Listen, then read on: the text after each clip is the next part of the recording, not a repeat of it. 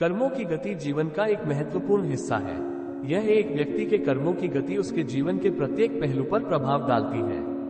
कर्मों की गति न केवल उसके व्यक्तिगत विकास पर प्रभाव डालती है, बल्कि समाज और समाज के साथी भी इस पर निर्भर होते हैं। ये गति हमारे कर्मों के परिणामों को दर्शाती है और हमारे जीवन का मार्ग तय करती है। कर्मों की गति का मतलब है कि जब हम कुछ करते हैं तो उसके परिणाम किस दिशा में जाएंगे।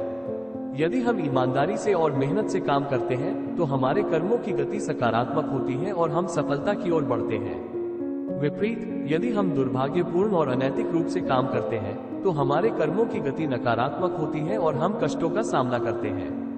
कर्मों की गति के साथ हमारे विचार और भावनाएं भी महत्वपूर्ण भूमिका निभाती हैं।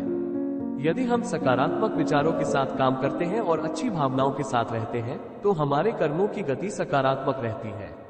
ये हमें संजीवनी शक्ति प्रदान करता है और हमारे साथियों को प्रेरित करता है। कर्मों की गति का एक और महत्वपूर्ण पहलू है कर्मफल और अकर्मफल। कर्मफल वो फल होता है जो हम कर्म करने के बाद प्राप्त करते हैं और अकर्मफल वो फल होता है जो हम अपने कर्मों से नहीं प्राप्त करते। कर्मों की गति इन दोनों के बीच का संबंध बताती है। कर्मों की गति हमारे जीवन की एक महत्वपूर्ण बात है और हमें इसे सकारात्मक और सही दिशा में लेना चाहिए।